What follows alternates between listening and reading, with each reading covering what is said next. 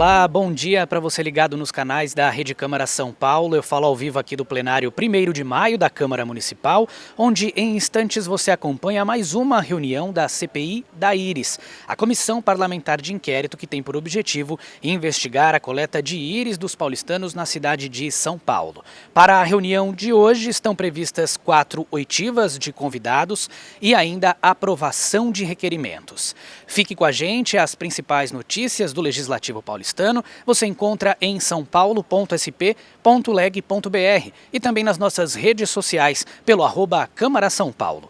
Rede Câmara São Paulo, sua conexão com a política da cidade.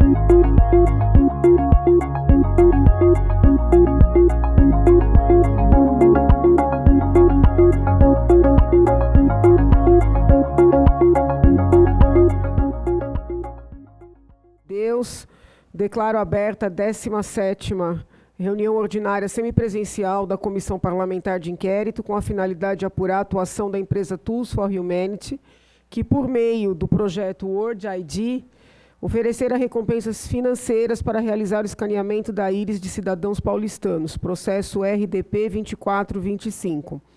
Informo que a reunião está sendo transmitida através do portal da Câmara Municipal de São Paulo, no endereço www.saopaulo.sp.leg.br, link Auditórios Online, e pelo canal da Câmara Municipal de São Paulo no YouTube. Nós temos já 2 pessoas para serem ouvidas, o senhor Maurício e a senhora Ciliane. Eu agradeço as presenças, cumprimento também os senhores advogados que os acompanham neste momento. O senhor é o senhor Ademir? Então, chegou também o senhor Ademir, o senhor advogado. Então, temos 3 pessoas para serem ouvidas. Eu me lembro que uma das pessoas requereu ser ouvida na frente, não foi? Foi o senhor, né? Então, já está aqui na ordem. Tá, então, cumprimento também... Como é que vai o senhor, vereador? Anuncio também a presença do nobre vereador Silvão Leite. Estamos também com a presença do doutor José Eduardo, que é advogado do senhor Maurício. Também o doutor Rodrigo Borges, advogado do senhor Ademir. O senhor é advogado... É o esposo. Então, cuida até mais do que advogado, né? Então, seja muito bem-vindo, o esposo da senhora Ciliane.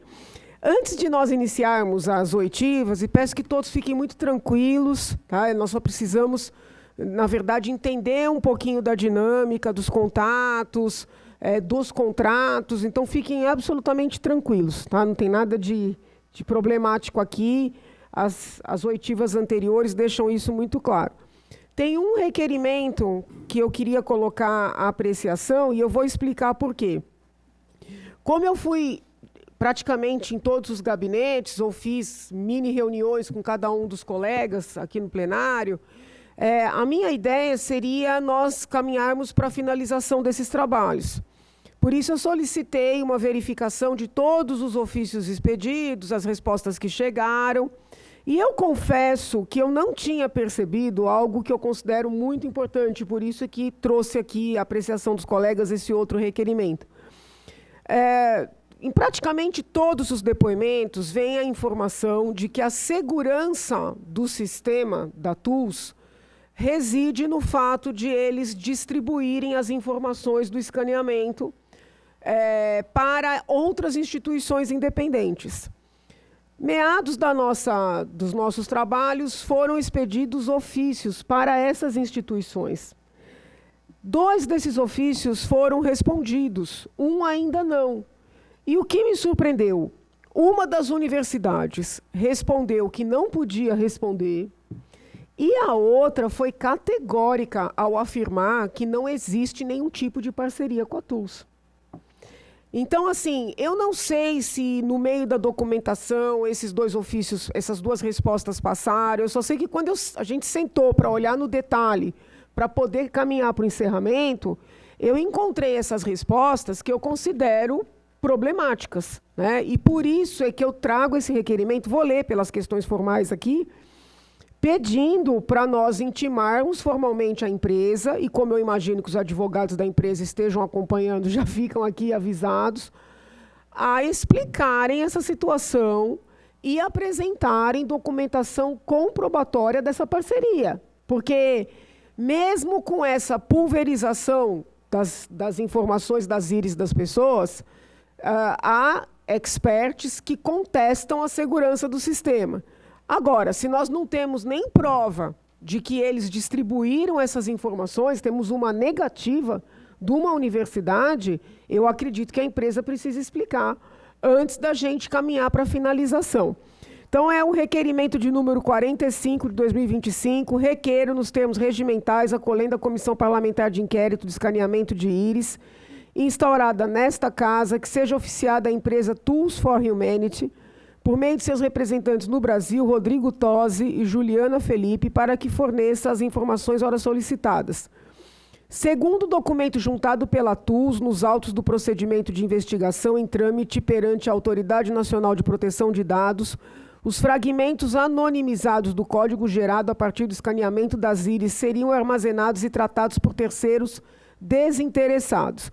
Foram citados especificamente os nomes da Universidade de Berkeley, na Califórnia, da Universidade de Frederick Alexander, em Nuremberg, e da empresa de auditoria TI Nevermind, do Reino Unido. Aí tem aqui a transcrição do documento que está lá na ANPD. Nesse modo, esta CPI expediu ofícios para as 3 instituições citadas, solicitando informações acerca da existência da parceria ou de qualquer contratação com a Tools for Humanity, bem como questionando sobre recebimento de dados a partir do escaneamento de íris das pessoas que participaram do projeto. Em resposta, O representante da Universidade de Berkeley, na Califórnia, afirmou ter consultado diversas unidades de seu campus e não ter identificado nenhuma parceria com a Tools for Humanity. Por sua vez, o representante da Universidade de Nuremberg, na Alemanha, afirmou que, devido a impedimentos legais, não poderia divulgar quaisquer detalhes, seja confirmando ou não a existência de uma parceria. Por fim, até o momento, e aqui eu transcrevo, tá? Se quiserem ter acesso aqui ao documento, por fim, até o momento não houve resposta por parte da empresa britânica Nethermind, cujo ofício já foi reiterado por essa CPI. Sendo assim, considerando que a Tools for Humanity afirmou oficialmente que os fragmentos anonimizados do código íris de cada participante do projeto seriam repartidos e enviados às instituições mencionadas, confirmando tal fato em depoimento, tanto o Rodrigo Tosi como a doutora Juliana, requer seja oficiada a Tools for Humanity para que se manifeste sobre as informações prestadas, respondendo aos seguintes questionamentos.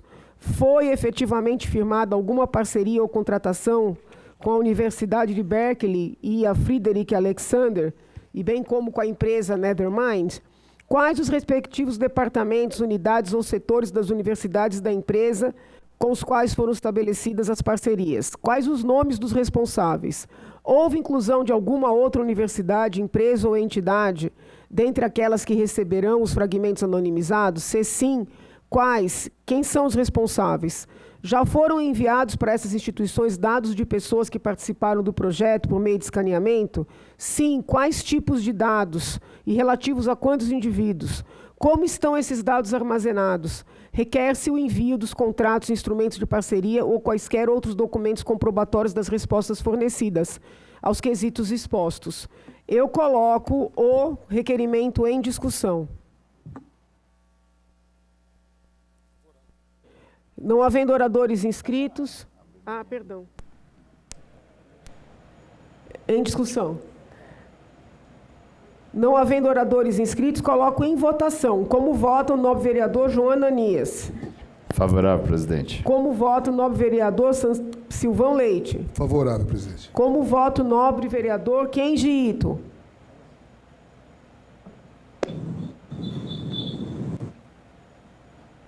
Como vota o nobre vereador Sansão Pereira? Favorável, presidente. Como vota o nobre vereador, que já registro aqui a presença, Eli Teruel, nossa relatora? Voto favorável. Muito obrigada. Bom dia a todos. Eu também voto favorável. Está aprovado o requerimento de número 45. Sem mais delongas, vamos iniciar as oitivas. Peço gentilmente ao senhor Maurício, se houver anuência do doutor José Eduardo, que leia o compromisso que está à sua frente. Obrigado, presidente. Obrigado, excelência, por ter atendido o requerimento também. De antecipar. Obrigado. Imagina. Eu, Maurício Machado Zanetti, intimado a depor perante essa comissão parlamentar de inquérito com a finalidade de apurar a atuação da empresa Tools for Humanity, que, por meio do projeto World ID, ofereceram recompensas financeiras para realizar o escaneamento da íris de cidadãos paulistanos, o processo RDP número 24/2025. Comprometo-me sob as penas da lei, especialmente nos termos do artigo 342 do Código Penal e do artigo 203 do Código de Processo Penal, a dizer tudo o que sei a respeito da matéria enfocada. Muito obrigada. De certa forma, as perguntas que nós faremos ao senhor Maurício são também parecidas com as perguntas que faremos à senhora Ciliane e ao senhor Ademir. Então, quando iniciarem, se quiserem fazer um apanhado geral da situação, fiquem à vontade. Senhor Maurício, nós estamos tentando entender, primeiramente, por que essa empresa escolheu São Paulo, por que essa empresa não se instalou oficialmente aqui em São Paulo, ou mesmo no Brasil, e estabeleceu uma forma de atuação mediante a contratação de várias outras empresas, para que estas empresas alugassem os espaços e contratassem pessoal.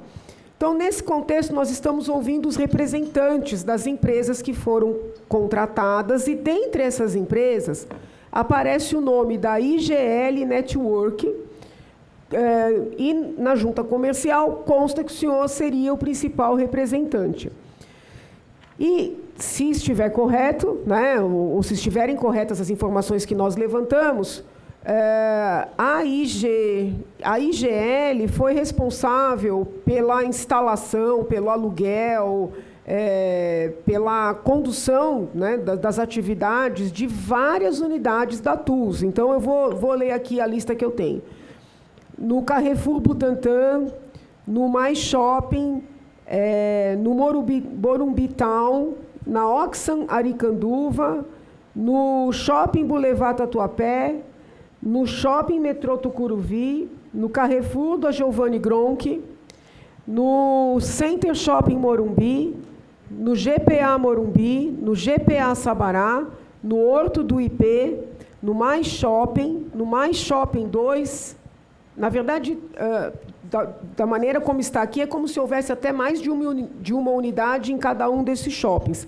Eu queria saber se essas informações procedem e gostaria que o senhor explicasse como é que foi que eles chegaram até o senhor, ou se foi o senhor que foi até eles. Queria entender um pouquinho dessa aproximação inicial. Sim. As informações procedem. Nós tivemos entre 10 e 12 espaços abertos simultaneamente. Eles foram sendo abertos e fechados em função de negociação contratual, de prazo das lojas e tal, porque eles tinham entre 3 e 6 meses, normalmente, esses contratos de locação. Tá? Então, só para explicar o porquê do número de lojas ou de espaços abertos que foram variando muito nesse período. E todos eles foram entre até mais ou menos março, começo de março, quando teve a decisão de começar a encerrar os espaços. Eles foram fechando gradativamente. Até em julho a gente tinha, se não me engano, eram 5 unidades apenas abertas. Tá? Então, a TUS ela chegou na nossa empresa através de uma inscrição que nós fizemos no portal dela. Eu conheci o projeto há um pouco mais de 2 anos atrás, quando eu fiz a verificação num evento de tecnologia aqui em São Paulo. E a gente acabou pesquisando mais sobre a plataforma, sobre qual era o objetivo do projeto, o tamanho do problema que ele resolve, que é a questão de segurança, privacidade de dados na internet das pessoas, e nos inscrevemos para ser um operador quando ela viesse para o Brasil oficialmente. Ocorre que isso aconteceu no começo do ano passado e no primeiro passo dela foi foi selecionar algumas empresas para fazerem esse processo de operação. E aí, posteriormente, em função de mercado, eles iam estudar a possibilidade de abrir entidade por aqui e tal. O ponto importante nisso é que nós fomos diligentes também em todo esse processo, porque analisamos toda a documentação que eles também apresentaram sobre como seria essa operação. Eles informaram também que existia um processo, uma consulta inicial na NPD sobre a viabilidade de lançar essa operação no Brasil, e com toda a documentação que eles apresentaram, inclusive a consulta que nós fizemos também inicialmente no processo público da NPD, antes de assinar o contrato, não identificamos nenhuma irregularidade no processo, por isso que tomamos a decisão de seguir em frente. Quem foi a pessoa que procurou o senhor? Assim, como essa pessoa chegou até o senhor? Foi, se eu não me engano, foi o Rodrigo Tosa, também, que já até passou por aqui. Mas assim, como é que ele escolheu o senhor, a sua empresa, entende? Sim, porque nós tivemos um cadastro feito no portal deles, que era um formulário específico para se candidatar a ser operador no país. Então, eles lançaram fizeram uma espécie de um chamamento, é isso? Exato. Aí o senhor se cadastrou. Exatamente. Antes disso, o senhor tinha, de alguma forma, trabalhado nesse tipo de negócio? Não digo de escaneamento, porque é o único, até onde eu sei, no mundo. Sim. Mas, assim, de representar empresas internacionais, isso aí já era da sua expertise? Sim. Nós trabalhamos, eu vou falar da minha experiência, tá? Eu trabalho há mais de 30 anos com tecnologia e inovação. E o Igloo Network a gente fundou em 2017, com o objetivo de aproximar empreendedores, startups de oportunidades que existem no mercado. Então, é um trabalho que a gente faz não só aqui no Brasil, mas também em alguns outros lugares.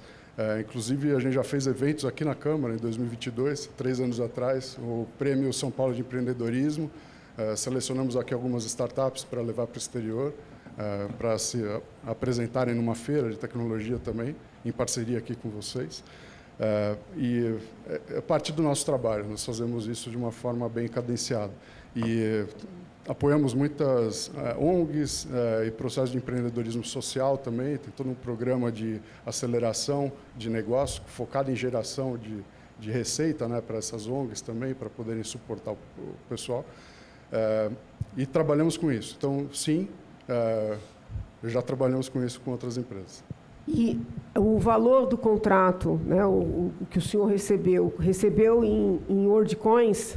Sim, recebemos em WorldCoins. Mas o pagamento feito pelos aluguéis, pelas equipes, aí foi convertido em reais? Convertidos em reais, e aí paga os aluguéis, impostos, os operadores, né, a folha de funcionários, toda a parte de aluguel, o condomínio, IPTU, a parte de internet, tudo isso. Eles chegaram a explicar alguma coisa desse sistema do escaneamento e a distribuição das informações por universidades? Eles entraram nessa parte mais tecnológica com o senhor, seja nas reuniões ou nos treinamentos?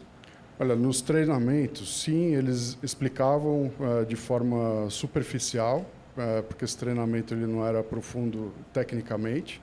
Até onde vai o nosso conhecimento da operação era algo seguro, porque é uma tecnologia que é 100% aberta, é open source.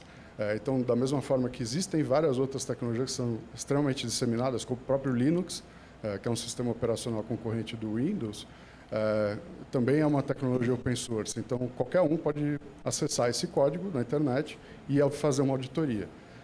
Então, a gente acreditou que realmente fosse algo... O senhor consegue explicar, porque assim, é a primeira vez que alguém fala dessa tecnologia, dessa tecnologia open source aqui. O senhor pode explicar o que o senhor quer dizer com isso? Como assim qualquer um pode acessar? Acessar o quê? Uma tecnologia open source, o que ela é? É uma tecnologia que uma pessoa, ou um grupo, uma comunidade, ela desenvolve um determinado produto ou um software e abre o código disso. O que quer dizer? O código-fonte dessa tecnologia. Vamos supor, quero fazer um software que vai fazer o streaming aqui, como é o caso, imagino que seja o Zoom, que vocês usam aqui. O Zoom, ele poderia ter o código open source, ao invés de ter uma empresa Zoom por trás que se beneficia disso, 100% na parte comercial e tudo mais. O que significa isso? Seria uma plataforma aberta para a comunidade, onde qualquer um pode acessar esses dados e criar outros módulos, ou criar versões específicas para aquelas pessoas. O que significa isso?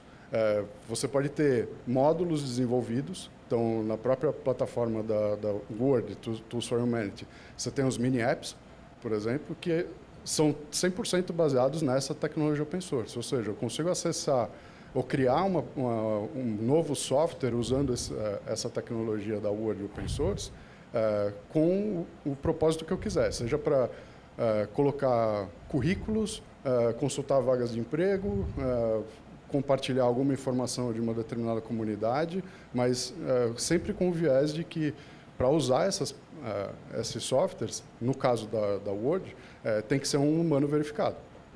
Então, tem que ser usuário da comunidade. Pela ordem, presidente. Pois... Esse contrato firmado com a empresa dos senhores, ele tinha validade de quanto tempo?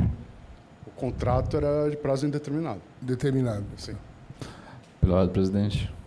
Senhor Maurício, o senhor disse aí que o senhor foi contratado. O senhor tem imobiliária? Não tenho imobiliária. O senhor é corretor? Não. E o senhor foi contratado para fazer contrato de aluguéis com esses shoppings todos, foi isso? Não, nós fomos contratados para fazer a operação dos espaços da Word e contratar o pessoal, colocar internet e atender os usuários sob agendamento. O contato senhor era diretamente com a empresa principal ou tinha intermediários? Desculpe, Excelência, não entendi a pergunta. Quando o senhor foi contactado, alguma outra empresa intermediou com a como que é? Com a Tours Foreign Management, é isso? Não, nós fomos contratados diretamente por eles. Diretamente? Sim. Tá. E eles sempre falaram que almejava lucros? Não, nunca foi discutido o lucro. Sobre lucros? Sim. Nunca falaram que era para... Nunca falaram sobre lucros. Ah, tá. Ao contrário, era sempre falado que é um projeto, como para a comunidade, ele é um projeto que não faz distinção de classe social, mas sim ele resolve realmente um problema sério de toda a população, que é de segurança de dados na internet, e prova que você é uma pessoa que está acessando um determinado site ou sistema, ele realmente evita diversas fraudes. A gente viu, provavelmente os senhores tenham assistido, no final de semana teve uma matéria sobre fraudes com advogados via WhatsApp.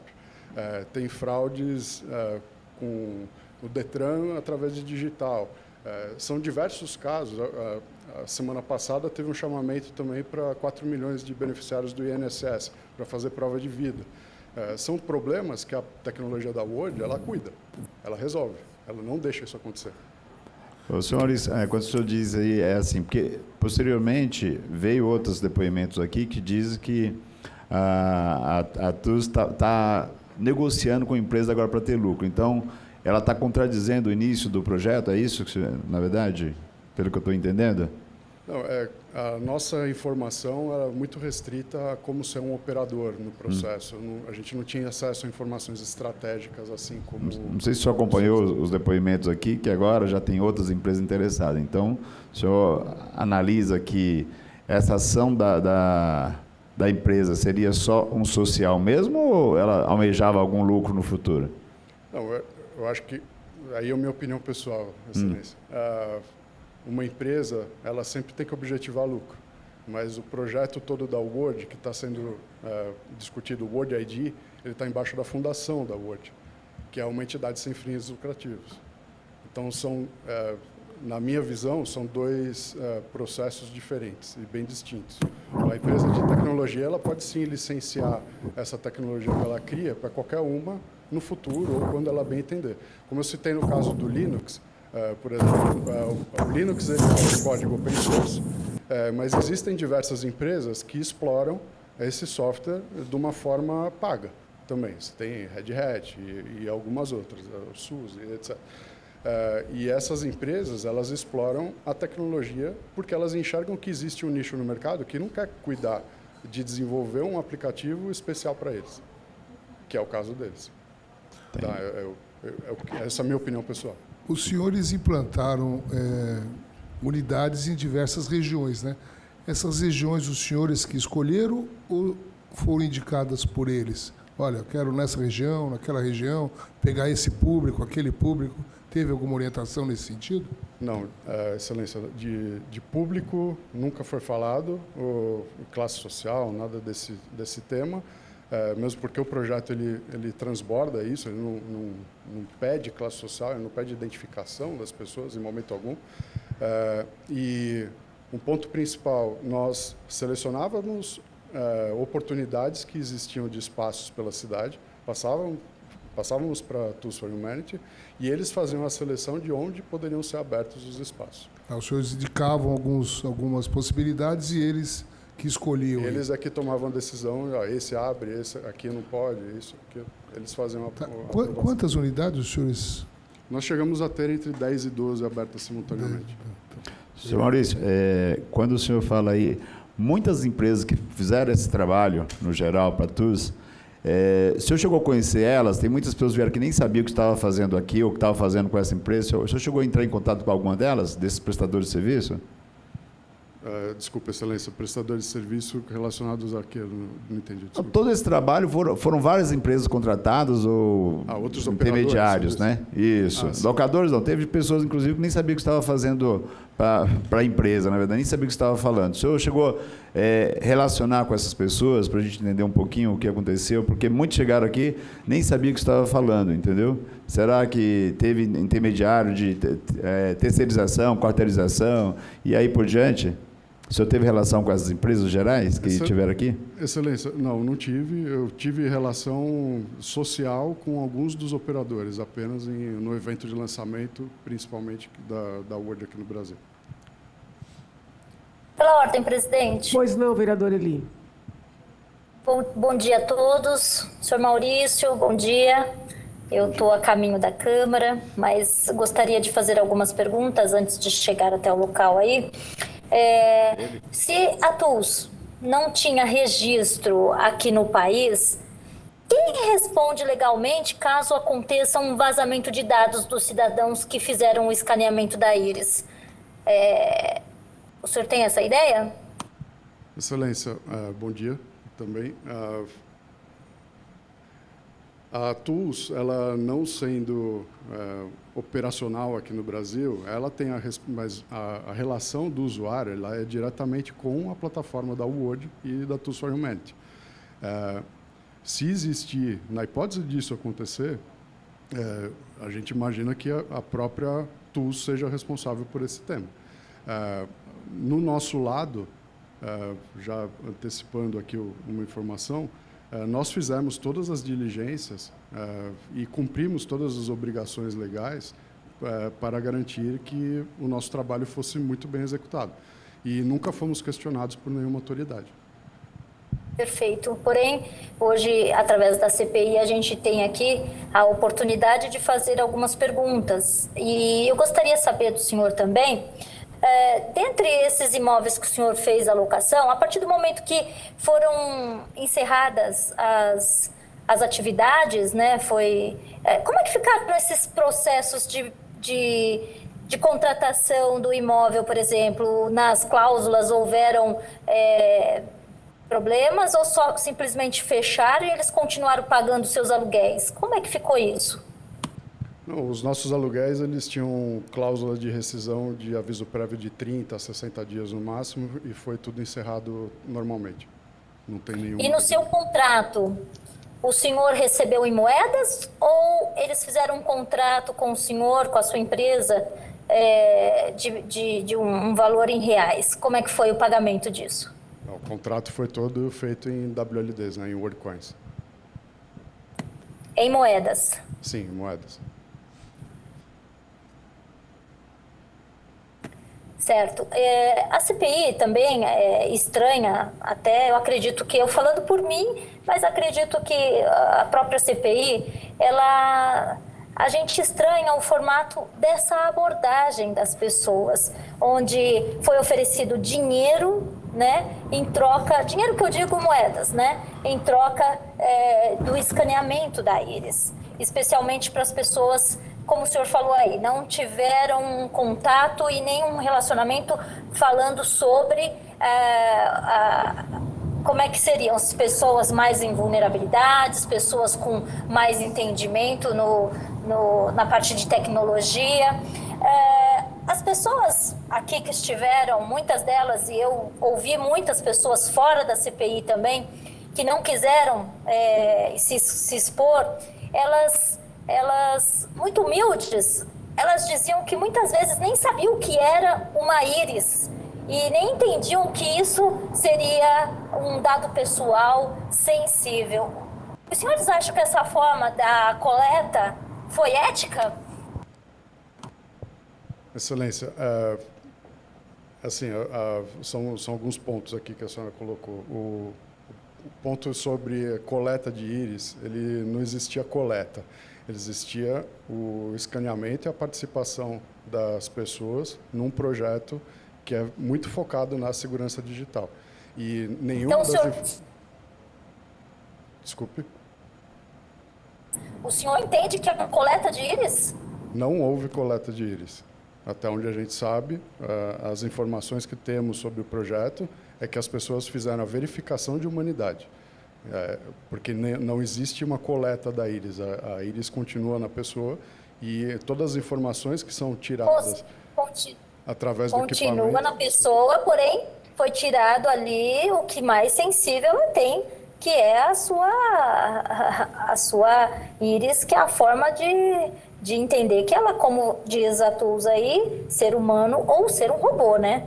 Então, eu já não concordo com a fala do senhor, mas pode concluir, por favor. Então, excelência. E sobre classes sociais, os espaços que nós operamos, eles estavam distribuídos pela cidade, e inclusive em regiões que são bem afluentes da cidade, como o Tatuapé, o Morumbi, o Butantã, e de forma alguma havia uma distinção sobre trabalhar com pessoas ou uma população mais vulnerável ou não, e ao contrário.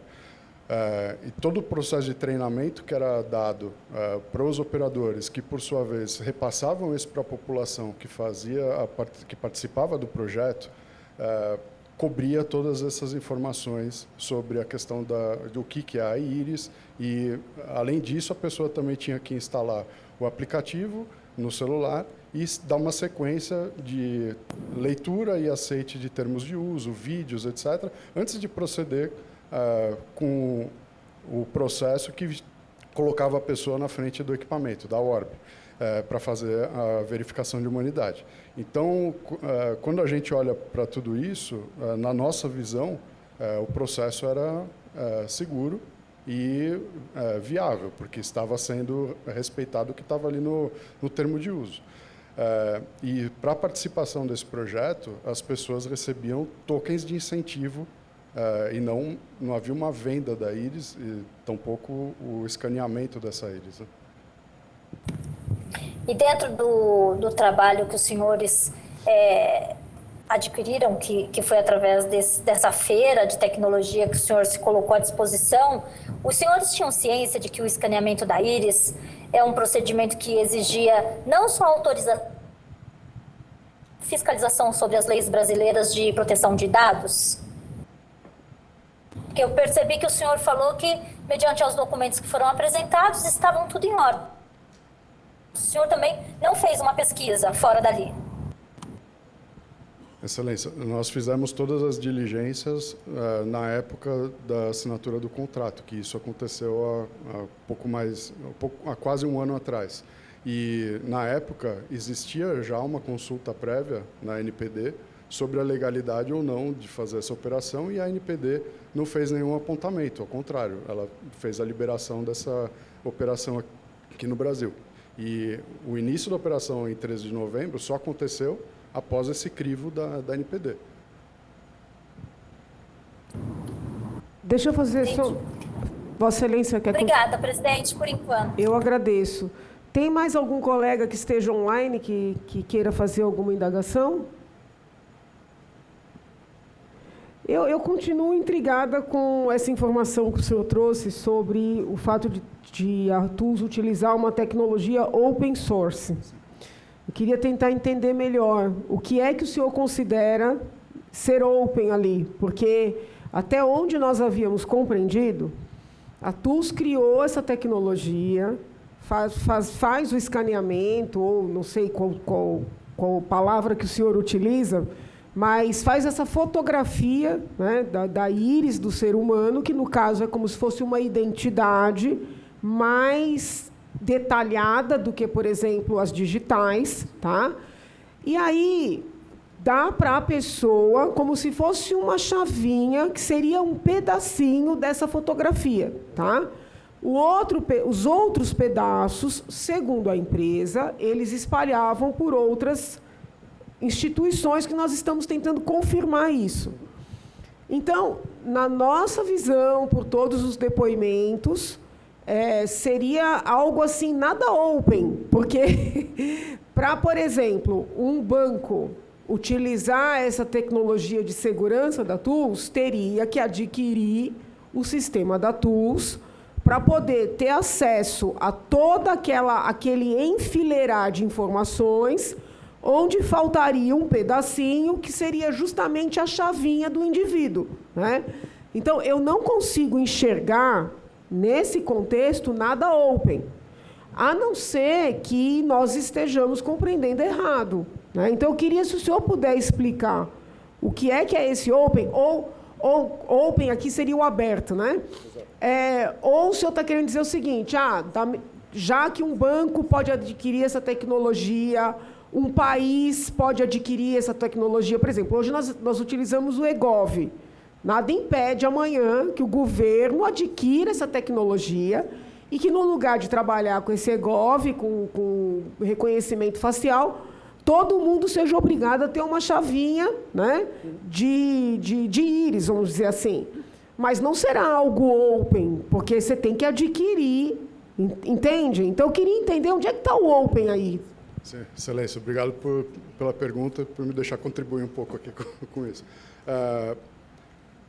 O conceito de open source, como eu havia explicado, ele passa, é o código aberto, ou seja, a pessoa cria, ou uma comunidade de desenvolvedores cria uma tecnologia e abre essa tecnologia para qualquer um que se interesse por ela desenvolver outros modos ou mesmo evoluir essa tecnologia.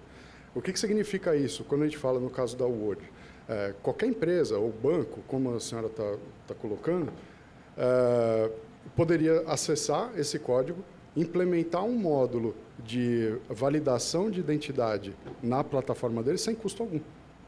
Isso é aberto. Isso não tem custo. Todos os softwares, os sistemas da Word, inclusive o equipamento, a Orb, todo o desenho técnico dela, ela é 100% aberta no GitHub. Isso fica lá no site da Word, tem um acesso ao GitHub, 100% dos códigos-fonte, 100% do desenho técnico da Orb, todas as especificações, tudo é ali, aberto. Você pode produzir uma Orb em casa, se tiver todos os componentes. Você tem a lista de tudo ali. Então, isso é o open source. Então, Só quer dizer o seguinte, eles não tomaram o cuidado ou decidiram não tomar, né, a providência, por exemplo, de fazer um registro em órgãos como o INPI, por exemplo. É nesse sentido que o senhor está falando? Exatamente. Ou seja, se eu tiver recurso para produzir as tais das Orbs, não haveria um impedimento por parte da Tools. É isso que o senhor está dizendo? Exatamente. Então, a abertura seria com relação a lançar mão dessa mesma tecnologia, sim, mas não com relação àquele encadeamento de informações. Não o encadeamento de informações. O encadeamento de informações ele é feito também ali, você entende como é que ele funciona, por isso até que, sendo open source, ele está aberto a qualquer auditoria externa. Então, qualquer um pode acessar esses códigos e fazer a sua própria auditoria. Qualquer entidade está aberta a fazer isso. E, além disso, fazendo um caso paralelo, sabe vários sites que tem, o próprio caso do Gov, tem aquele CAPTCHA, que você tem que digitar os códigos e até, às vezes, recebe um SMS ou uma mensagem no celular, que você recebe um código para digitar e validar o seu acesso no Gov. Esse tipo de coisa poderia ser feito através da plataforma da Word, do Word ID. Então, mas, não precisaria... com todo respeito, eu agradeço, porque o senhor foi a primeira pessoa a trazer essa ponderação aqui, né? Eu vou aprofundar essa sua informação.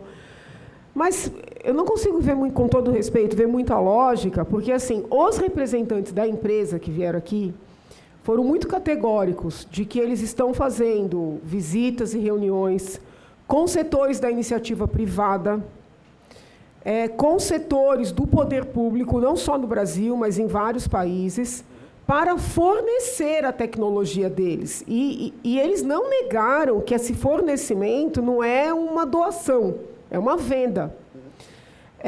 Nesse contexto, não consigo ver lógica, porque se qualquer banco pode contratar qualquer empresa para produzir as Orbs, para desenvolver a tecnologia, porque todo o processo estaria disponível, vamos dizer assim, nas redes da Tools. Qual é a lógica deles estarem investindo tanto em venda? Porque é o que eles não negaram. É tão intrigante que nós estamos tentando ouvir os técnicos da empresa e não existem técnicos no Brasil. Eles só têm o pessoal do marketing. Então, o senhor consegue entender que, salvo se o senhor me disser, não, Janaína, mas ninguém tem condição. Eles deixam aberto, mas ninguém tem condição, ninguém tem patrimônio para isso. É essa a explicação? Excelência, não. Realmente existem algumas empresas que trabalham com esse propósito e a Tools for Humanity e a Word, elas têm o propósito de resolver um grande problema de segurança de dados na internet, o vazamento de identidade. Esse é um problema mais crítico. E eu acho que tem um crivo muito bom nessa tecnologia, que é o Sam Altman, que ele é o proprietário dessa empresa. E é uma sumidade. Ele é a pessoa que é a referência nessa história de inteligência artificial. Então, da mesma forma que ele cria uma plataforma com a OpenAI, que é o ChatGPT, que você consegue simular pessoas, criar vídeos, etc. A gente tem aqui, por exemplo, os vídeos fazendo streaming aqui pelo YouTube. Isso é aberto. Então, com esses vídeos, qualquer um poderia criar um avatar de todos nós aqui. Porque nós estamos com as nossas imagens e vozes e até os trejeitos aqui, quando falam, estão abertos na internet. Então, com alguns segundos desses vídeos e vozes, uma pessoa consegue criar um avatar e se fazer passar por qualquer um de nós. Por isso que ele criou a Word e a Tools for Humanity, para justamente combater esse tipo de vulnerabilidade. Tá, então vou fazer uma pergunta para ver se eu entendi bem o que o senhor está falando, porque talvez até eu tenha que chamar esse povo aqui de novo para poder, não é fazer uma cariação, mas para poder checar, porque assim, entender o que eles querem, o que eles de fato desejam é importante, né? Porque a minha percepção é a seguinte: quando encerrar essa investigação, eles vão voltar a atuar. Essa é a minha percepção, porque eu não vislumbro a NPD com uma restrição muito grande para a atuação deles. A NPD não os proibiu de escanear, proibiu de remunerar, que é algo intrigante até. Se a gente parar para pensar, não deixa de ser uma decisão que prejudica o consumidor, né? Você pode escanear, você não pode pagar. Então, talvez até eu tenha que chamá-los de volta, mas sendo assim muito objetiva. Se o Zuckerberg lá, né, não sei se é essa Zuckerberg do Facebook, e o Musk desejarem baixar a tecnologia da Tools e produzir eles próprios, pela sua explicação, não haveria nenhum impedimento por parte da Tools? Não haveria, porque é uma plataforma open source, está com o código aberto na internet. Uhum. E sob o ponto de vista da segurança do escaneamento, o fato de ser, nas palavras do senhor, open source, não traria menos segurança? Isso na minha opinião, pessoal, só reforçando isso é uma grande vantagem ser open source, porque você não tem uma empresa ou uma pessoa só controlando essa chavinha. Tá. É uma coisa da comunidade. Então, tudo que a gente vê hoje de blockchain, o Pix, o Drex, toda essa parte que está sendo desenvolvida no mercado financeiro, ela também tem uma base open source, que está no blockchain. Então, tudo isso é rastreável. Quando você tem uma empresa, uma pessoa controlando isso, é muito mais complexo. Você não consegue encontrar normalmente um culpado de algum vazamento de dados ou coisa parecida, porque isso pode ser mascarado. Da forma como é hoje, é impossível de ser mascarado, na minha opinião. Bom, alguém tem mais alguma indagação para o senhor Maurício? Não? Bom, eu agradeço, vou puxar esse... Eu tenho, presidente. Pois Desculpa. não. Pois não, vereador. Talvez tenha um delayzinho. A palavra de Vossa Excelência. Obrigada. A gente, senhor Maurício, entendeu aqui, em poucas linhas, né, vamos dizer assim, que o projeto, o senhor até comentou que existia uma... É como se fosse... o senhor pode repetir? Eu não tinha ouvido, acho que de ninguém, presidente, sobre essa instituição sem fins lucrativos que o senhor citou. Qual? O código open source, a senhora diz? Excelência. O senhor citou ou a Fundação que tinha... Word? Isso, a fundação, Sim. isso. Então, o projeto todo é em cima dessa fundação, sem Sim. fins lucrativos. Exato. Porém, é o que nossa presidente acabou de citar. A gente ouviu tantas pessoas aqui falando sobre o processo de que seria um negócio para uma venda futura para grandes bancos, grandes... Então, assim, eu estou meio confusa, viu, presidente, em relação a esse depoimento, porque a gente parece que não tinha ouvido falar sobre isso ainda. Sim, vereadora, o senhor Maurício trouxe um ponto relativamente novo e nós vamos checar essa questão de ser uma tecnologia open source, de não haver um impedimento por parte da empresa de que outras empresas produzam a orbe. É uma novidade, sim, vereadora. Mas nós vamos puxar esse fio, que era isso que eu estava dizendo. Bom,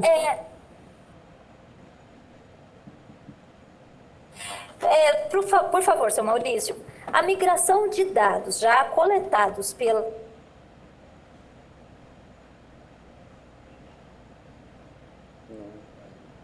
Já que essa tecnologia open, será permitida? Vereador, ele está com muita falha na comunicação de Vossa Excelência. Falhou? É que eu estou bem próximo já aqui da Câmara. É que vai encerrar, né, a fala com o Maurício. Mas a minha última pergunta foi: a migração de dados já coletadas pela TULS para outras empresas que não seja a TULS, já que nós estamos falando de uma tecnologia open source, será permitida?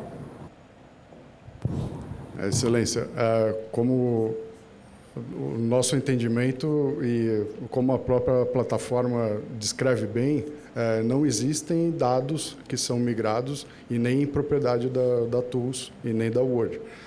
Esses dados do usuário, eles ficam 100% no celular do próprio usuário. Então, não existe a possibilidade desse dado ser transferido para uma outra empresa. E no caso da TULS licenciar a tecnologia para uma outra empresa, ela vai licenciar isso da mesma forma como o Google licencia, por exemplo, o CAPTCHA, para você verificar que é um humano para acessar um site. Que tem um desafio ali que você tem que fazer, digitar os números que aparecem na tela, esse tipo de coisa. A questão da Word é que o CAPTCHA, hoje, é extremamente rápido de ser resolvido por qualquer inteligência artificial. E a plataforma da Word, ela não tem essa capacidade. Ela tem que ser resolvida apenas por um humano, porque a validação vai ser feita no celular do usuário. Então, faz a distinção entre o que é um robô na internet versus o que é uma pessoa acessando um determinado sistema. Mais alguma indagação, vereador Eli?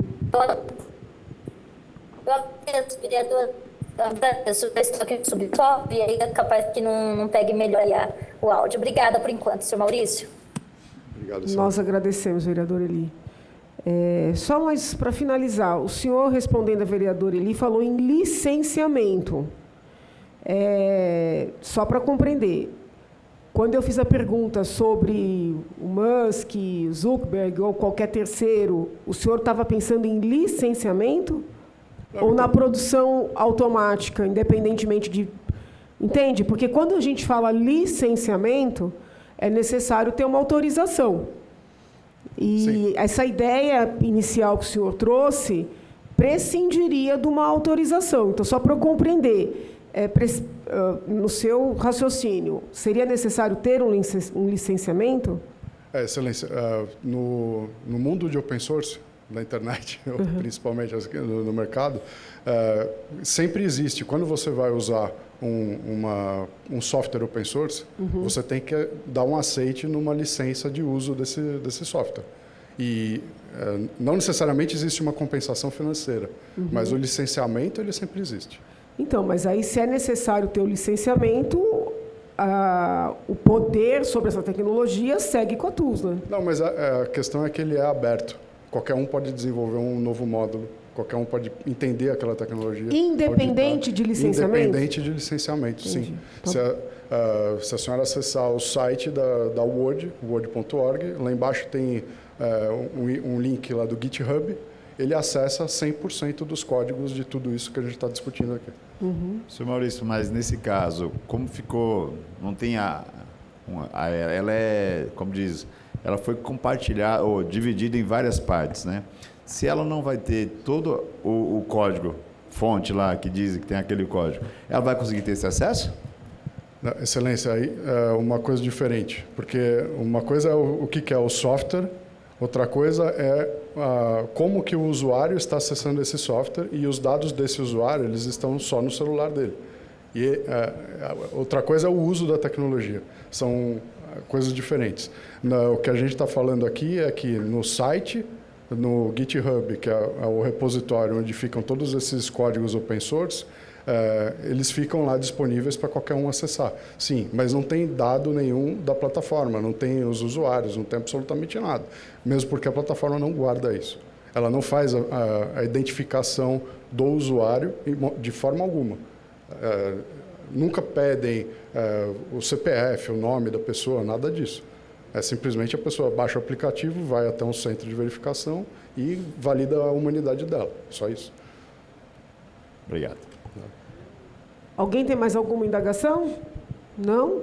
Então, senhor Maurício, muito obrigada. Né? O senhor e o advogado também, doutor José Eduardo, fiquem absolutamente à vontade para seguirem com as atividades do dia. Tá bom? Muito obrigada, Deus abençoe. Muito obrigado, excelência.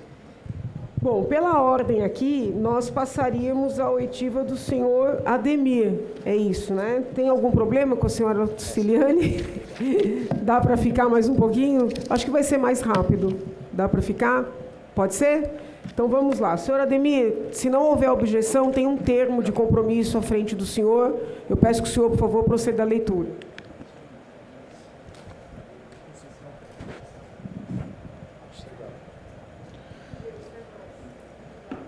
Vou fazer a leitura, Excelência.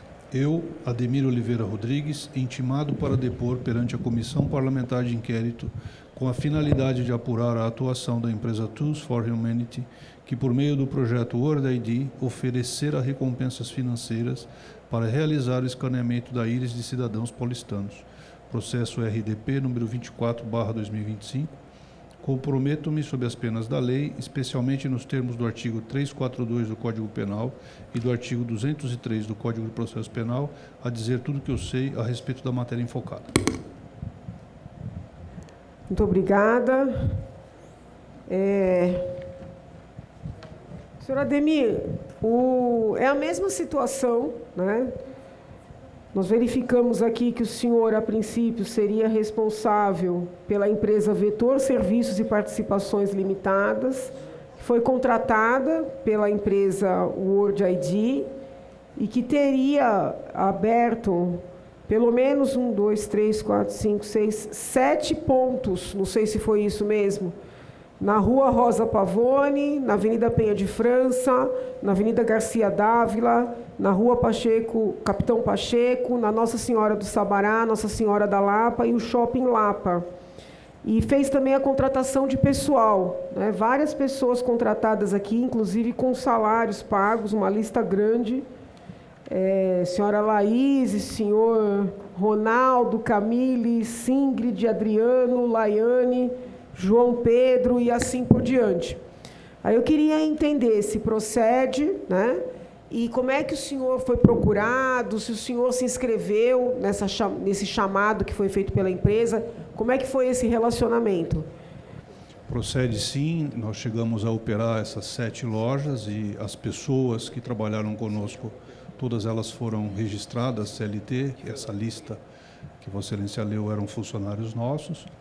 Diferentemente do Maurício, eu sou consultor de empresa, contador e tenho uma empresa de consultoria e fui acessado por um operador que já era sócio nosso, que ainda opera na América Latina para o Projeto World. Ele atua na Argentina, Peru, México, Bolívia.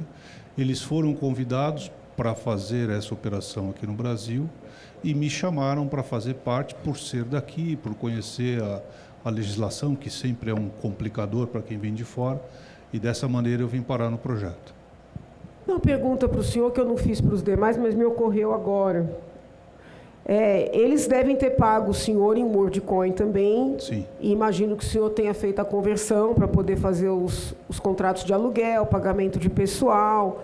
e, a princípio, acredito que tenha sobrado uma boa margem, né? Desse valor que sobrou, o senhor precisou devolver dinheiro para alguém ou repassar para alguém? Não, de forma alguma, e infelizmente também não sobrou, porque o projeto ele foi muito rápido, né? Nós começamos em novembro e praticamente no final de janeiro, por conta dessa determinação da NPD, as lojas deixaram de atender os cidadãos. Então, nós não tivemos que devolver valor algum. O valor que nós recebemos foram utilizados no custeio dessas lojas e teve uma pequena sobra, mas nada tão significante assim. Tá. Presidente, aproveitando a sua pergunta, bom dia. Tudo bem, senhor Ademir? Bom dia a todos. A gente percebe aqui a contratação pela CLT e o senhor falou que realmente aqui no Brasil é muito complicado sobrar, né? Assim, vamos dizer, nessa questão, quando terceiriza, não sei quanto foi pago para o senhor. O senhor poderia nos informar, quanto cada operador desse foi contratado? Qual o valor? Pelo piso salarial, o que ele foi pela CLT, com qual vendas, qual que foi nós fazíamos atendimento ao público nesses centros de verificação. Essas pessoas foram contratadas para fazer esse serviço, um salário médio de R$2.000 por pessoa. O operador que ali atendia as pessoas que estavam naquelas filas para fazer a coleta, então, perfeito, da íris. Isso. O senhor entende que é uma coleta mesmo? Eu fiz essa pergunta para ele e para o senhor Maurício. Ele parece que ele não concordou que seria uma coleta, mas o senhor entende que é uma coleta? Podemos chamar de coleta, sim. Né? O senhor está coletando um dado? Na verdade, só essa questão do dado é que a gente talvez discorde um pouco. Eu entendo o dado se eu estivesse identificando aquela pessoa. A gente não tinha identificação. Mas ela é única, ela é individual, né? Mas eu não sei quem é. A gente não se questionava nenhum nome, RG, CPF, endereço. Nós não tínhamos dados nenhum das pessoas que passavam por lá. Essas pessoas baixavam um aplicativo da Word. Sim. E eles faziam o agendamento e o nosso trabalho era recepcionar essas pessoas que previamente haviam feito esse agendamento. E realmente existia eu perguntei isso para várias pessoas que estavam aqui já, existia uma regra mesmo? Todo o Wi-Fi era da própria sede? Não. Por que caía, as pessoas tinham que logar no Wi-Fi da loja, próprio da loja? O que existe é que a câmera, a Orbi, que fazia essa coleta, é um equipamento de alta definição e como esses dados eles eram encaminhados para a nuvem, havia a necessidade de que a pessoa tivesse um bom pacote de dados. E aí, o que a gente fazia era ofertar um sinal de Wi-Fi caso o celular dessa pessoa não fosse capaz de fazer esse upload desse dado. Mas não era obrigatório. A pessoa poderia, sim, usar o seu próprio dado. Entendi. Tá bem. Obrigada, por enquanto. Nada. Senhor Ademir, só para a gente entender um pouquinho da dinâmica, tá? Tem uma contratação inicial e é feito um pagamento em WorldCoins. Esse pagamento foi feito imediatamente para aí o senhor fazer as conversões com o passar do tempo e fazer os pagamentos? Ou o pagamento do contrato que eles fizeram com o senhor foi também parcelado? Porque nós estamos com essa dúvida. Nós tínhamos dentro desse projeto, a gente tinha um sistema interno, vamos dizer assim, que chamava Orb App. E lá dentro, eles faziam o crédito dessas WorldCoins quase que diariamente. Na medida em que a gente fazia a verificação, essas moedas eram creditadas a nosso favor e aí a gente fazia a conversão no momento em que julgava adequado. É só entender, vamos lá. O senhor trouxe uma informação nova também. Porque a Word mandou para a gente os contratos que foram firmados com as respectivas empresas. Cada um tem um valor, todos em valor de WorldCoin, tá? Por exemplo, pela informação que a empresa mandou, que a gente também não tem como saber se está correto ou não, o contrato firmado com o senhor teria sido bem maior do que o contrato firmado com o senhor Maurício, tá? Aí o senhor está me dizendo assim, Janaína, na verdade, conforme a gente ia fazendo as verificações, eles creditavam moedinhas para a gente. Isso é uma novidade. Por quê? Porque até onde a gente sabe, as tais moedinhas, eles creditavam para as pessoas que foram escaneadas e com os contratados havia um pagamento inicial. Por exemplo, eu estou contratando o senhor para me representar. A gente estabelece aqui para essa representação R$10.000. Eu pagava R$10.000 para o senhor e as outras pessoas recebiam seus dinheirinhos na hora do escaneamento. O senhor está me dizendo não. Tinha uma contratação inicial, mas a gente só ia recebendo conforme fazia o escaneamento, é isso? A contratação era por verificação, era uma remuneração variável. A gente não tinha um valor fixo. Essa informação, por exemplo, que a senhora trouxe agora, de que o nosso valor era diferente, eu não faço a menor ideia. A gente tinha um valor por pessoa, um valor fixo que nós recebíamos, e na medida em que essas pessoas passavam nos centros, a gente ia recebendo esse creditamento em World ID, que é a moeda com a qual eles transacionam. O número de escaneados era importante para os contratados receberem, é isso? O número de escaneados era importante, sim. Até por isso, os locais em que a gente ia, por exemplo, no nosso caso, a gente estava priorizando locais perto de poupa-tempo e locais que tinham uma facilidade de acesso, ou metrô, ou trem, porque a gente era uma operação comercial e o que eu queria era um volume de pessoas fazendo essa verificação. Agora, eu fiquei com uma dúvida aqui. Como é que o senhor, veja bem, uma empresa estrangeira contrata o senhor assumiu vários riscos, né? Porque hoje em dia você fazer um aluguel é risco. Sim. O senhor assumiu o risco de fazer pelo menos 7 aqui contratos de aluguel, que provavelmente era por um prazo, né? O senhor contratou uma lista imensa de funcionários. Eu não sei dizer se o senhor foi mais transparente do que os demais ou se o senhor contratou mais do que os demais, porque os outros não mandaram uma lista tão grande de colaboradores como o senhor mandou. O senhor está dizendo que essas pessoas foram registradas, o que encarece, isso conta a seu favor, mas isso encarece demais a operação. Como foi que o senhor assumiu esses riscos, senhor Ademir? Sendo que o senhor ia receber a depender do número de escaneados. O senhor percebe, o senhor assumiu riscos presentes com entradas, né, recebimentos futuros e incertos. Como é que foi isso? Deixa eu só complementar também a pergunta da presidente. Passa, presidente. Inclusive, o senhor acabou de falar que era por produção, né? E essa moeda também ela tinha variação de valores, né? Poderia aumentar, poderia diminuir. Em nenhum momento o senhor teve alguma garantia que o senhor iria receber esses valores? Veja, o que a gente fazia era uma atividade empresarial e toda atividade empresarial tem riscos, né? A contratação com eles eles nos custeavam os 2 primeiros meses de aluguel.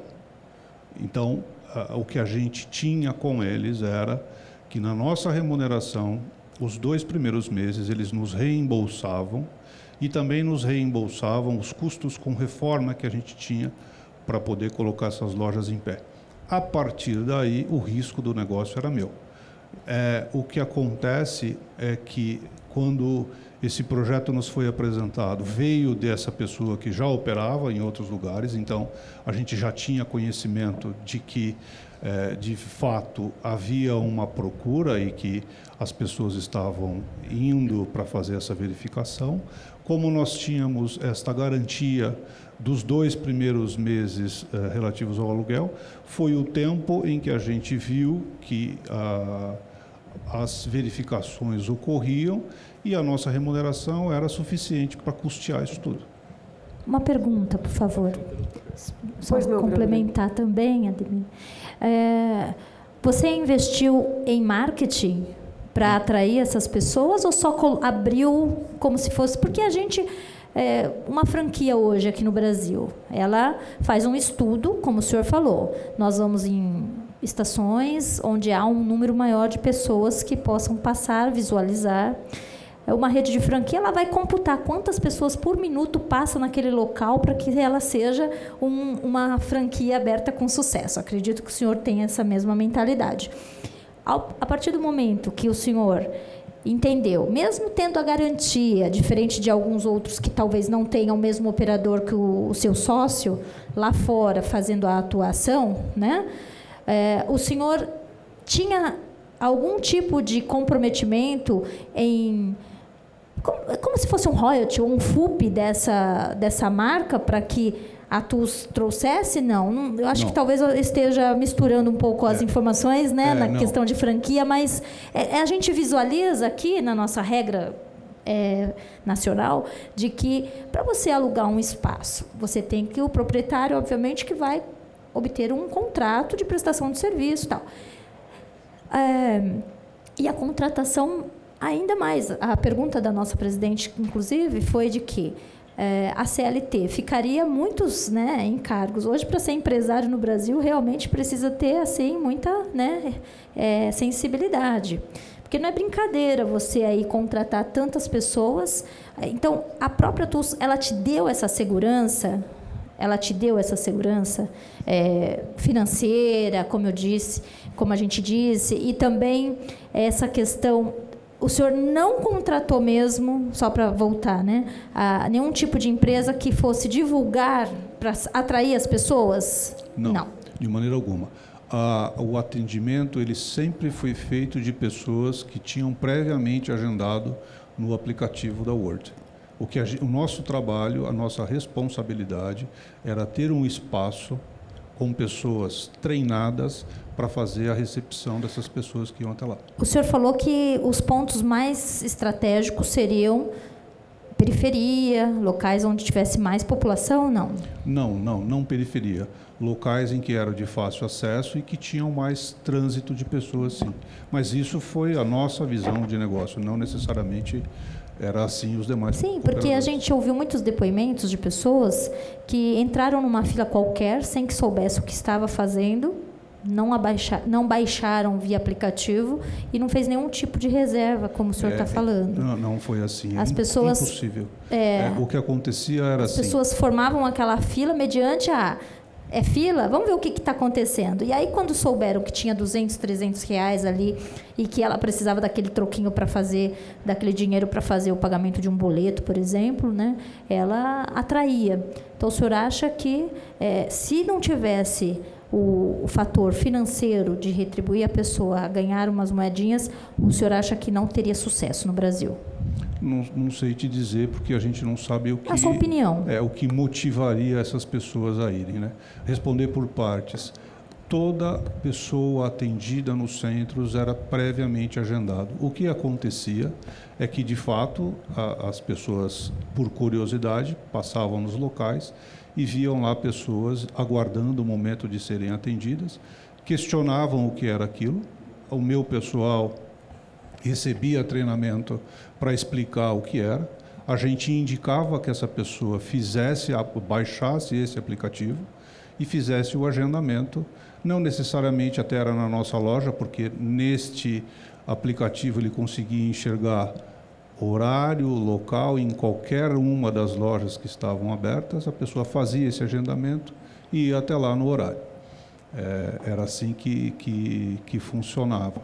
Agora, a motivação, muitas das pessoas foram até o projeto porque conheciam a Word.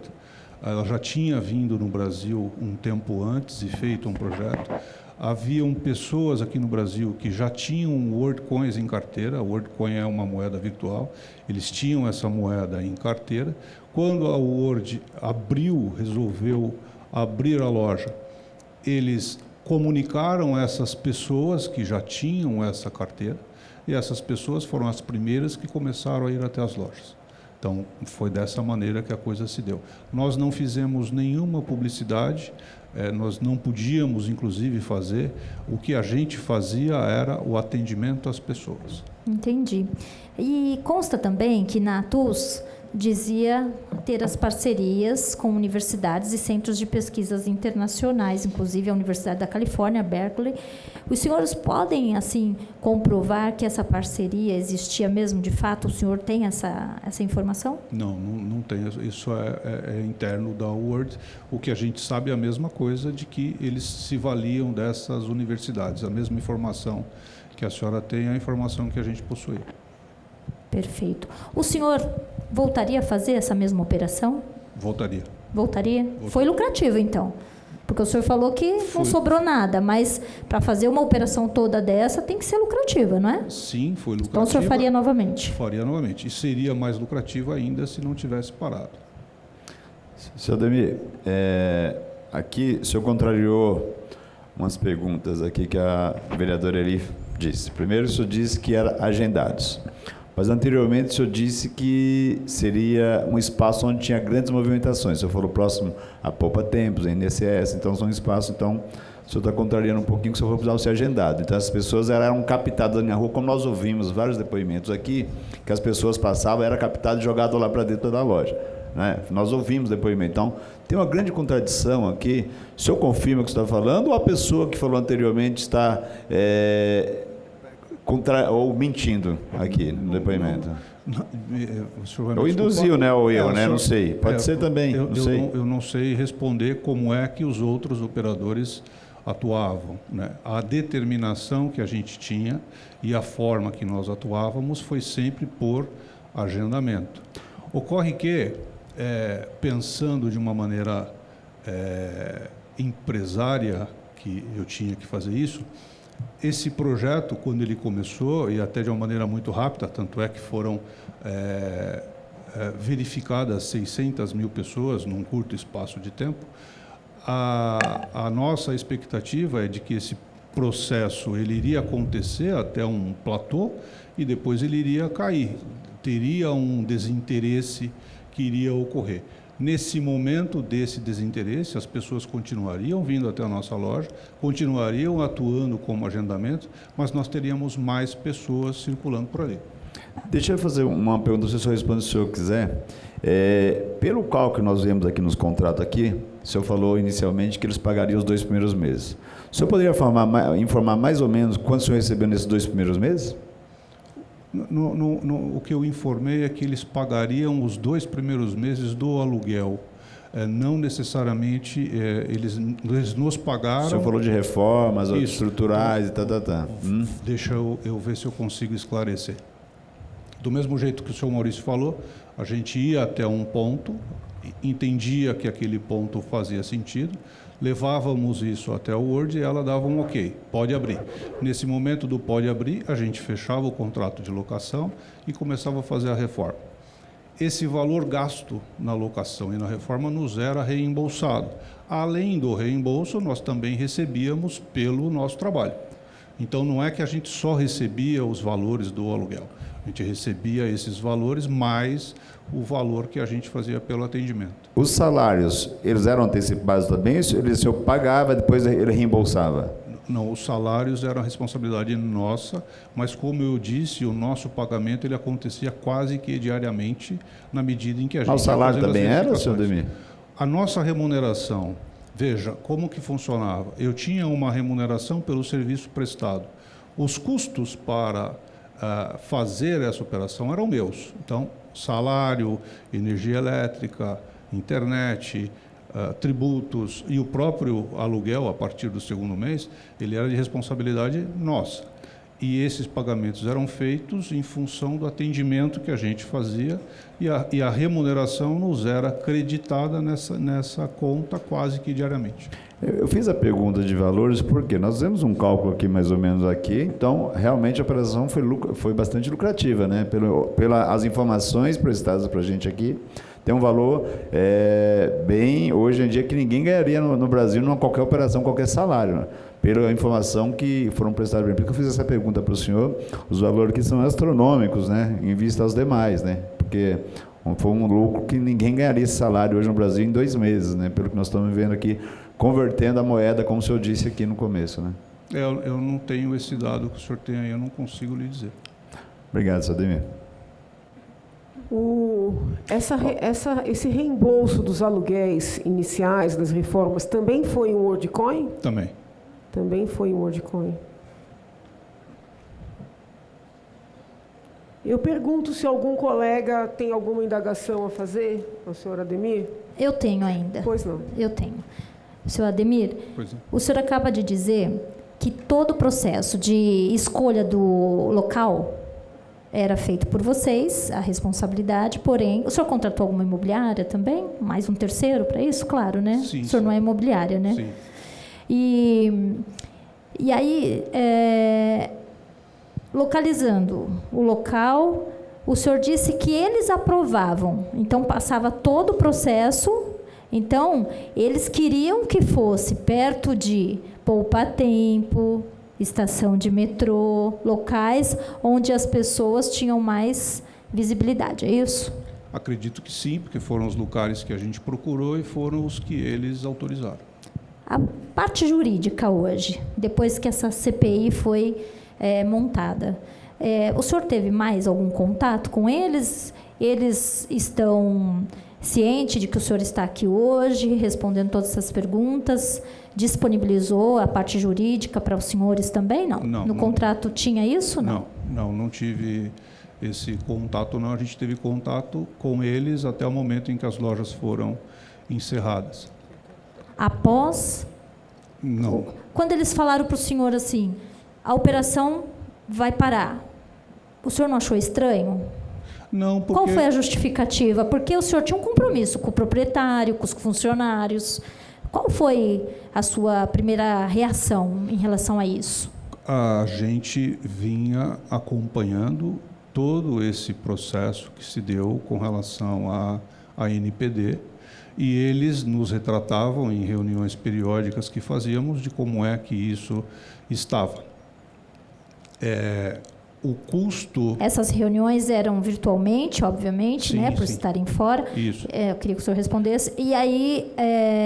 As reuniões eram com o Rodrigo, que esteve aqui, eram feitas aqui no Brasil, mas elas eram virtuais, sim. Uhum. E de quanto em quanto tempo?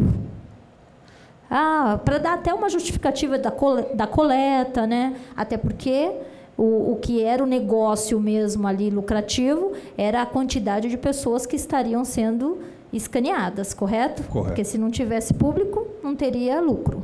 Correto. Essas reuniões elas aconteceram de maneiras espaçadas. Quando estavam em operação, em que as lojas ainda estavam abertas e atendendo o público, essas reuniões elas eram mais de trabalho para entender como estava a operação, como estava funcionando e tal.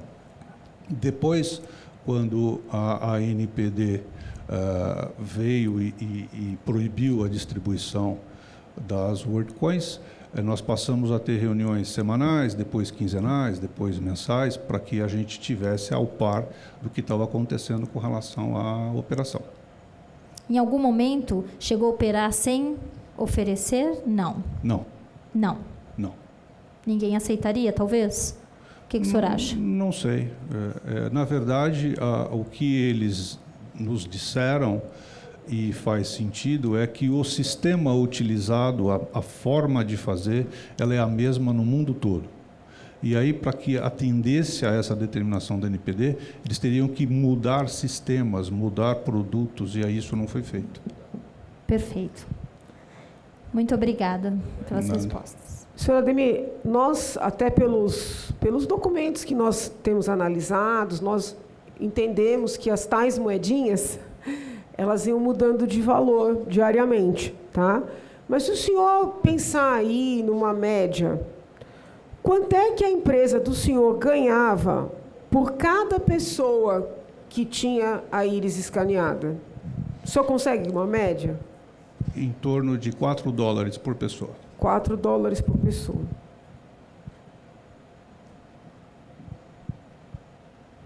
Tá. Eles explicavam por que eles precisavam de tantas pessoas escaneadas? Em algum momento eles deram uma explicação técnica, comercial, qualquer que fosse?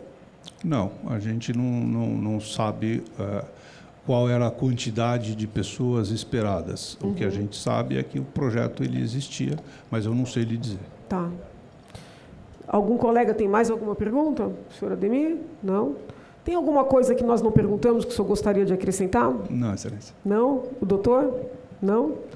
Bom, então, nós agradecemos a sua presença, o senhor fique absolutamente à vontade para seguir com as suas atividades, tá bom? Doutor também, muito obrigada, fiquem com Deus. Excelente dia. Então, finalmente, vamos ouvir a senhora Ciliane, seu esposo, que está aí gentilmente, né, ao lado dela. Então, senhora Ciliane da Costa Carvalho, a princípio representante da empresa TOT Tecnologia e Design Limitada. Se não houver nenhuma objeção, eu peço que a senhora leia o termo que está à sua frente, por favor. Bom dia a todos. Eu, Ciliane da Costa Carvalho, intimado para depor perante a Comissão Parlamentar de Inquérito com a finalidade de apurar a atuação da empresa Tools for Humanity, que, por meio do projeto World ID, oferecerá recompensas financeiras para realizar escaneamento da íris de cidadãos paulistanos, processo RPD número 24/2025. Comprometo-me sob as penas da lei, especialmente nos termos do artigo 342 do Código Penal e do artigo 203 do Código de Processo Penal, a dizer tudo o que sei a respeito da matéria enfocada. Muito obrigada. Olha, eu até cometi um equívoco aqui, porque eu comparei os valores recebidos pelo senhor Ademir em reais, depois da conversão, com os valores recebidos pelo senhor Maurício em tokens. Por isso é que eu disse que o senhor Ademir tinha recebido mais do que o senhor Maurício. Mas, na verdade, depois da conversão, o senhor Maurício teria recebido mais. Até peço desculpas. Muito mais. Eu não sei até que ponto nós estamos com os dados corretos, senhora Ciliane, porque nós estamos partindo das informações prestadas pela própria Tools for Humanity, tá? E a senhora deve ter visto no princípio que, por exemplo, eles disseram que distribuíram as informações das íris das pessoas para entidades educacionais que negam, né? Ou uma nega expressamente, a outra diz que não pode falar, não pode dar nenhuma informação. Se as informações que a TUS nos passaram foram corretas, a empresa da senhora recebeu infinitamente menos do que todas as demais, tá? Eu tô fazendo essa observação porque nós queremos entender o que foi que aconteceu, o que eles têm. Por exemplo, agora, isso foi novidade.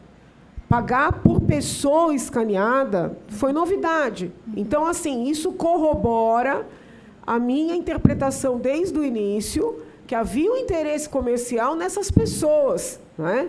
Então, assim, o senhor ouviu todas as perguntas. No lugar de ficar fazendo pergunta, eu vou passar a palavra à senhora. Se a senhora puder falar um pouquinho sobre tudo isso, eu agradeceria. Sim. Primeiro, eu entrei em contato com a empresa através do meu esposo, porque ele conheceu o projeto através do Juliano Kimura. Ele se inscreveu no site da Word. Quando ele passou bastante tempo, quando ele recebeu a resposta, ele já não podia mais fazer parte do projeto e perguntou se eu queria participar. Eu me interessei e, a partir daí, foi quando eu comecei a entrar em contato com a Tools. Sim, a gente teve um contrato com eles e essas informações são verdadeiras. Eles pagaram os aluguéis, os primeiros aluguéis. A gente procurou alguns lugares, logo quando eles abriram, quando todo mundo estava abrindo, a gente estava atrás de lugares. Alguns centros não podiam ser muito próximos dos outros, porque não fazia sentido, tal. E por esse motivo, a gente demorou para abrir o centro. E esse é o motivo de pouco valor. Nós abrimos praticamente quando já estava tudo com a NPD. E a gente se questionou se valia a pena ou não, mas a TUS deu o aval de que poderia abrir a loja. A gente abriu e 10 dias depois a gente fechou as portas, infelizmente, com funcionários e tudo. então, realmente, o fato da senhora ter recebido menos corrobora que o pagamento era por pessoa mesmo, né? Sim, a gente recebia por verificação. E era essa faixa de $4 por pessoa? Sim, era um valor, eu acredito que... Em algum momento eles explicaram por que o número elevado de pessoas era importante? O que eles iam fazer com isso? Eles não pediam um número para a gente. As pessoas, como eles falaram, as pessoas já chegavam inscritas. É verdade, em São Paulo já tinha muita gente inscrita muito antes de abrir, porque por pessoas que já conheciam o projeto. Tá. Claro que depois, com a divulgação, as pessoas começaram a procurar. E sim, as pessoas já chegavam inscritas e a gente fazia a verificação. Eles nunca nos deram assim, vocês têm que verificar tantos, nunca estipularam nada disso. Ficava sempre... A verificação ela era feita através de localização. A pessoa entrava no aplicativo e ela escolhia o lugar mais próximo dela. Então, tem centros que era mais fácil para algumas pessoas, por isso que às vezes eles procuravam próximo de metrô, shoppings, porque tem um movimento maior de pessoas. Entendi. Presidente, Pois não. só para não esquecer da pergunta, a senhora... Bom dia, desculpa, Ciliane, senhor. A senhora tinha conhecimento de como eles conseguiam divulgar a essas pessoas para que elas já viessem pré-inscritas através desses aplicativos? A senhora tem esse conhecimento? Anteriormente, antes do lançamento, foram pessoas que obtiveram conhecimento do projeto fora, ou que viu aqui no Brasil alguma coisa. A senhora acha que foi por esses influenciadores que foram contratados para irem? Eles foram contratados depois. Então, os influenciadores? Sim, acredito que não. Os influenciadores vieram depois. Acredito que não. Mas eu então acho a que senhora... foi mais o boca a boca mesmo. Boca a boca? Sim. Perfeito, obrigada. Algum colega tem alguma indagação? Não? Tenho sim. Pois não. A senhora diz aqui que a empresa ela foi aberta para prestar esse serviço, correto? Para TUS, né? Porém, período pequeno, de 10 dias apenas, né? A empresa está aberta desde... Peraí que eu sou péssima com datas. Não, eu digo aberta a partir do momento que... E ela continua aberta, então a senhora manteve essa empresa aberta?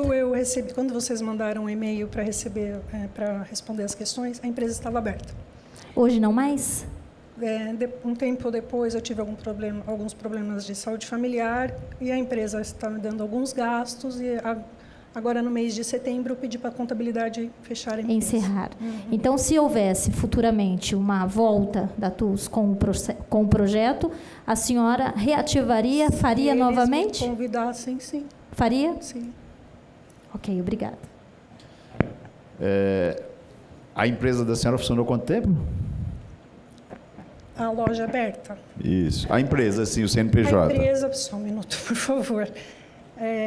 Foi aberta 23/8 de 2024 e ela foi fechada a loja fechou 11/2. E ela foi fechada agora em setembro. Deixa eu fazer uma pergunta para a senhora. Qual era o ramo de atividade da senhora antes desse tipo de atividade? Eu sou analista de sistemas. Analista de sistemas? Isso. Tá. E o que chamou a atenção da senhora foi alguém que indicou a senhora como uma indicação, terceirizou, foi isso? Pessoas... isso? Não terceirizou. A empresa, eu abri a empresa no meu nome. Não, mas a senhora chegou até eles, alguém teve intermediário? Não, o meu esposo que fez o cadastro, né, no site. E na época ele não podia fazer o projeto e aí ele perguntou se eu tinha interesse e foi quando eu resolvi fazer. E o esposo da senhora trabalha com o quê? Ele é gerente educacional. Gerente de? Educação. Ah, tá. Mas a senhora conhecia todo esse tipo de trabalho para fazer essa intermediação, fazer esse tipo de trabalho? Sim, sim. A senhora escaneou a sua íris? Sim. Os colegas que estão à distância desejam fazer alguma pergunta para a senhora Ciliane?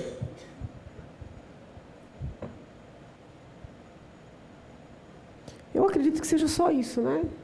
Só uma última pergunta, talvez. A gente vai criando aqui na hora. Não vem um script, mas a gente vê todo esse processo, né? A senhora indicou alguém da família também para escanear? Sim, e quando a gente conheceu o projeto, Acreditou eu no conversava projeto. com todo mundo e algumas pessoas quiseram fazer sim, o escaneamento. Inclusive, infelizmente não consegui porque a loja logo fechou, mas... E a senhora garante assim que hoje os fragmentos da íris coletados dos nossos queridos paulistanos não estão sendo usados por terceiros sem consentimento, a senhora acha? Qual é a sua opinião sobre isso? Eu não posso garantir, porque eu era uma terceira e eu acreditava no projeto. Vindo de quem vem, eu acredito no projeto, não acredito que vá fazer alguma coisa relacionada a isso, porque é um problema muito grande. A senhora hoje não veio acompanhado de um advogado? Não. Por uma opção ou por uma questão mesmo da TUS não ter entrado em contato? Não, por uma opção. Ou oferecido... Eu acredito que não tenha problema nenhum relacionado ao que eu fiz, não. Perfeito. Eu tenho uma outra pergunta aqui.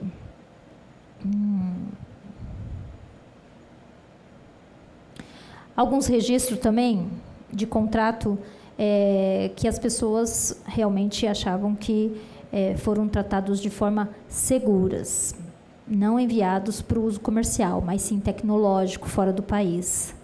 Né? Todo o processo da coleta mesmo, do escaneamento. A senhora também tem a mesma opinião do senhor Ademir em relação a ser um processo seguro e a fazer tudo novamente? Eu acredito que sim.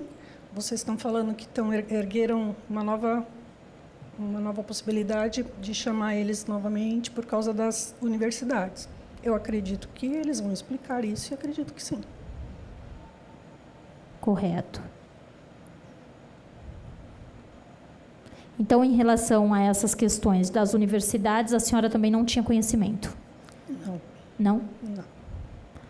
O que a senhora tinha de conhecimento em relação a toda essa inovação que a chamou a atenção até abrir uma empresa nova? Sim. Por favor. É o fato de você conseguir transmitir que você é um ser humano em relação a... Fala um pouquinho mais perto do microfone, por favor. É o fato de você conseguir comprovar que você é um ser humano em todas as transações, nas transações que você puder online, de forma online. Isso eu acho que é uma proteção para o ser humano. Agora, em relação às universidades que você está falando, não, a gente nunca pediu nenhuma documentação para que eles comprovassem isso.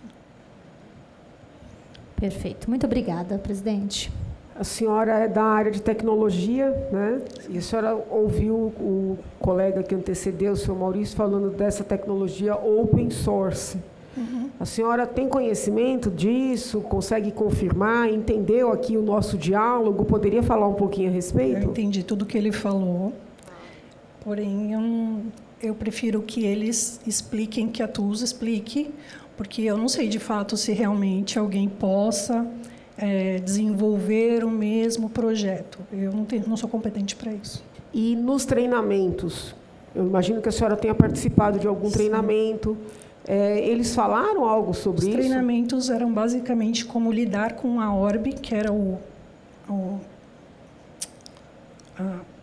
a máquina para poder fazer